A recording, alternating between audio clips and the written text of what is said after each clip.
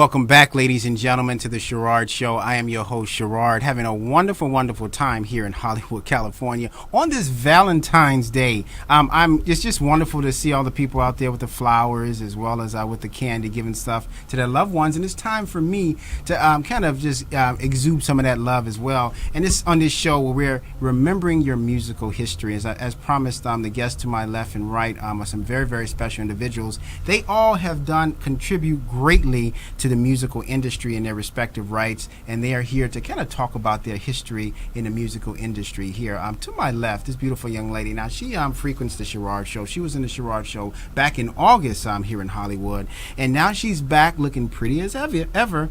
Kasia is here on the Sherard Show. Welcome back to the Sherard Show. How are you, Kasia? Thank you so much. You doing okay? Yes, I'm doing good. You've been a very busy person since the last time we've seen each other, and I really enjoy your CD. Thank you so much. And then to my right, this gentleman also frequents the Sherard Show, a really good friend of mine. He is a legend, ladies and gentlemen. He's been around for many years, pumping out great hits. He also sang on You Are the Sunshine of My Life with Stevie Wonder. Good Times, he's the sing man for the Good Times, and so many other things. He'll tell you more about it. But Jim, welcome back to the Sherard Show. Why, thank you. You doing all right, sir? I'm doing great. You know, Jim has really been looking good, man. Lost weight and just looking fit as a fiddle, so it's good to have you on the show as well. Now, we'll first start with you, Kasia. Now, in terms of remembering your musical history, now, where did your inspiration come from when it came from, when you first started listening to music, and especially American music, because you're originally from Germany. So what was your inspiration when it came to music? It's really interesting that you ask that right now because, Al Jarreau just passed away.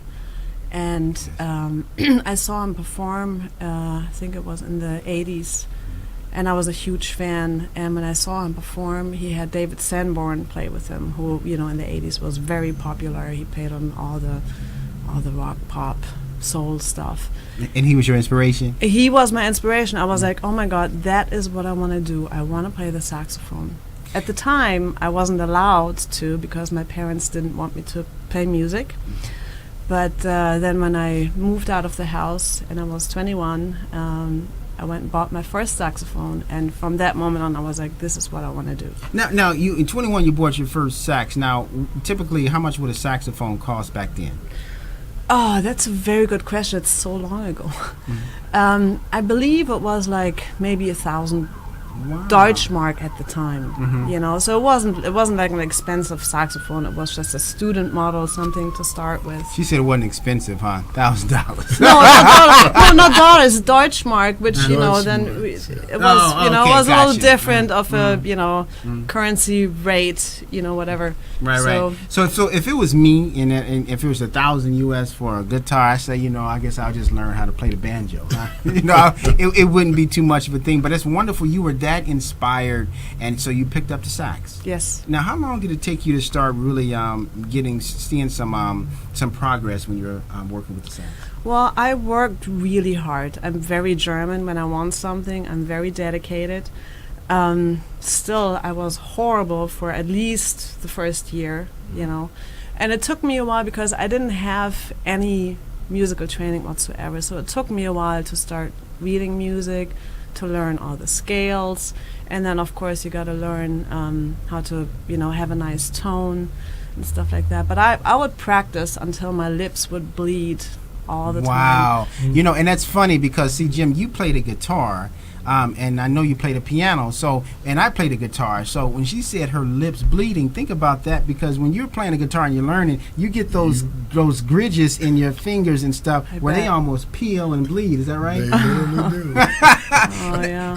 Now, Jim, again, welcome to the show. Now, Jim, you go back to the 70s in terms of making hits and doing a lot of things in the industry. Now, where music is now and where it was back then, what's the paradox or what's the parallel in the music, would you say? Well, back in the 70s when I was really hot here in Hollywood doing sessions, had to sing on so many of Motown's records, from Junior Walker to Stevie Wonder to Marvin Gaye and Diana Ross, and I was like one of the top contractors. But today, it's a whole complete different world. And the session singers that were working a lot back then don't work that much now. Now, why is that? Because when rap came in, the background singers were literally kind of axed out of the business. Wow. So now you would lend your voice to a multitude of tracks. Right. And what was one of the biggest ones that you lend your voice to? Probably could be Stevie Wonder's "You're the Sunshine of My Life," I guess. That, and I sang on Quincy Jones' Body Heat album, me and Leon Ware, and I sang this song called "Buffalo Soldier." Buffalo Soldier. Yeah. Really? And Quincy, when I first started working with him, he wasn't that into the smooth sound. What was his sound back then that he was more into? Well, he used to call me the Reverend.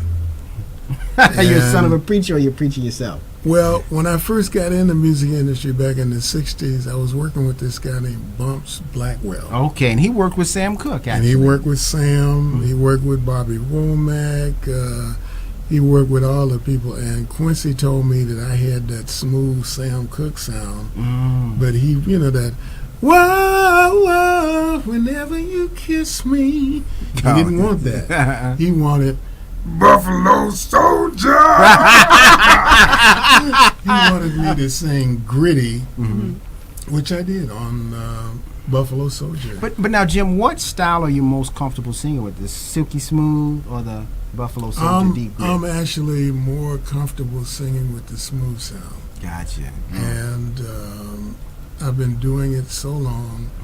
Even on my own records, I had this song I called "Swing Your Daddy," where they wanted me to sound like Smokey with the falsetto and all that.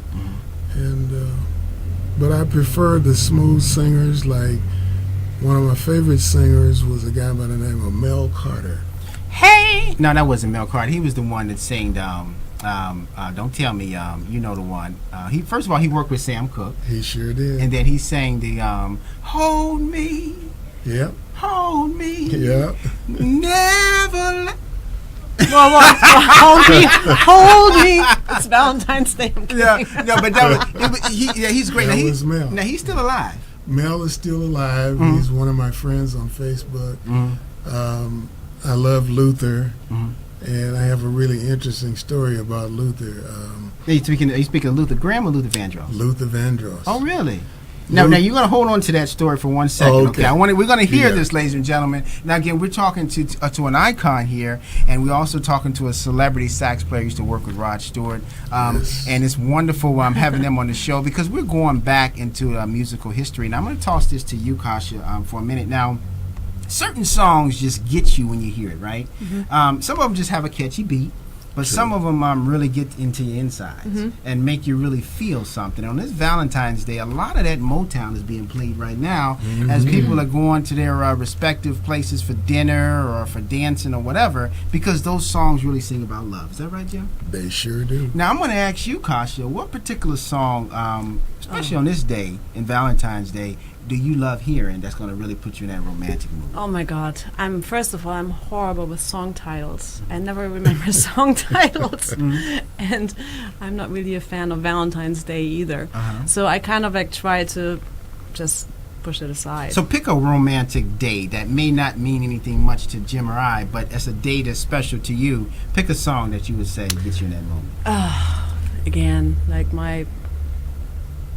can't think of any song titles right now.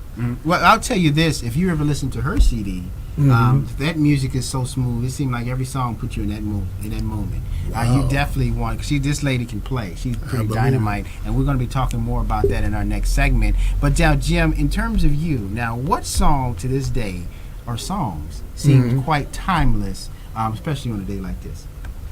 Well, I go way back to Sam Cooke. And his Cupid, I love that. Yes. She Was Only 16. Mercy. Those were the kind of tunes that I loved. And then Mel Carter, when he came out with his Hold Me, Thrill Me. Oh, wow, timeless. He wiped me out. Timeless. Yeah. Now, the funny thing about it, though, Jim, is since you're going there, A lot of people know Sam Cooke. When you mention Sam Cooke, they'll think You Send Me. Mhm. They'll think Cupid. They'll think Yep. Wonderful World. But Right. if you don't, people don't know, Sam Cooke actually wrote and sang 226 songs. And some of the Literally. ones that we never heard of are some of the biggest hits that just never were hits.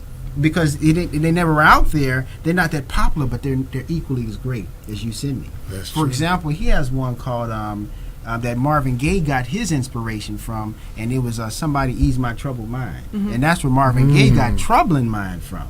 So we're going to try and pull that up on our next commercial break to bring us back in. But that is one phenomenal song, and we'll play a bit of it.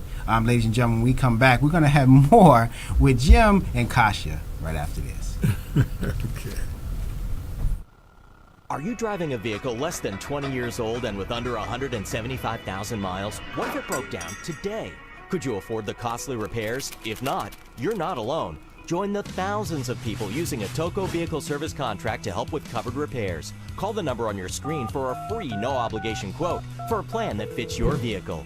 You pay an affordable monthly payment with no down payment. And when your car breaks down, just bring it to your favorite licensed repair facility, and the Toco plan will pay the bill for covered repairs directly to the shop. Subject to deductible and plan limits. You can cancel at any time. Cancellation fee may apply. Toco plans help Rob from Utah by paying over $500 to replace a fuel pump, and Jeanette from New York by paying more than $1,000 to replace an air conditioner compressor. You can have confidence knowing that all Toco plans are backed by an AmTrust financial insurance carrier. Toco plans also include great extras like rental car and towing benefits. So don't get stuck with unexpected auto repair bills. Call Toco today for a free quote.